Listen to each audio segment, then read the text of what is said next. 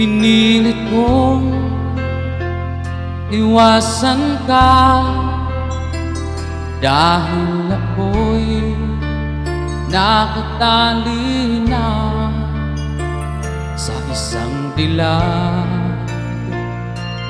na labis.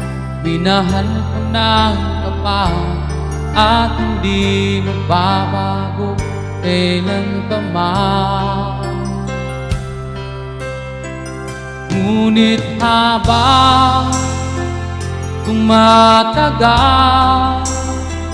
sa'kin lalo kang napamahal. Ang puso ko'y nalilito dahil sa naramdaman. Ano ang aking gagawin